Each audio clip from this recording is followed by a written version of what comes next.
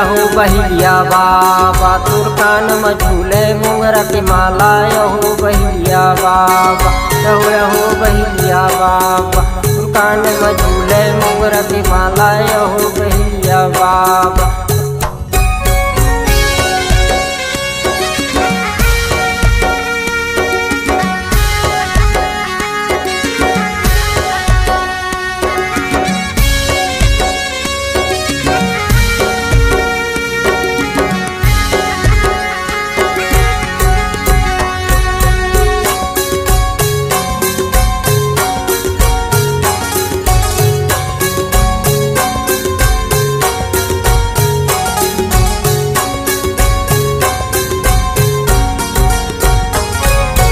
पहली बरिज भर गए और बच्चा नाने वेद के सोटा।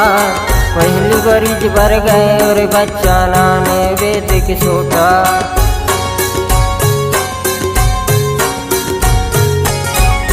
पहली बरिज भर गए और बच्चा नाने वेद के सोटा। पहली बरिज भर गए और बच्चा नाने वेद के सोटा।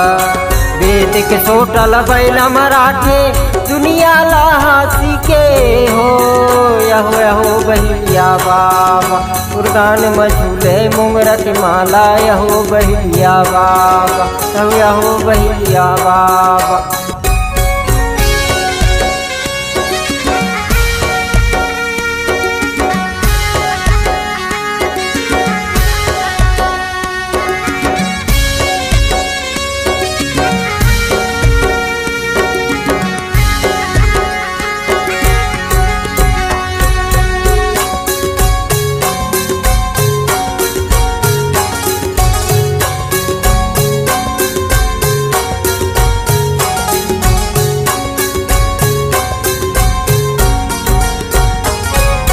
दूसरा बरिज भर गए रे बच्चा नाने मिर्गा छाला।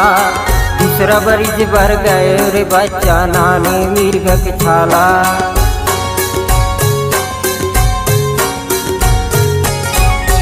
दूसरा बरिज भर गए रे बच्चा नाने मिर्गा के छाला। दूसरा बरिज भर गए रे बच्चा नाने मिर्गा के छाला।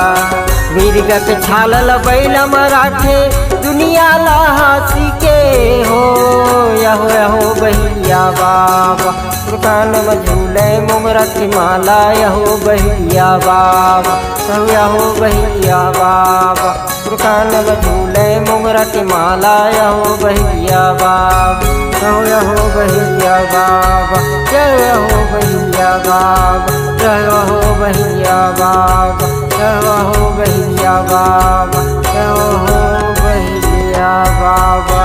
जय भोले बाबा की जय।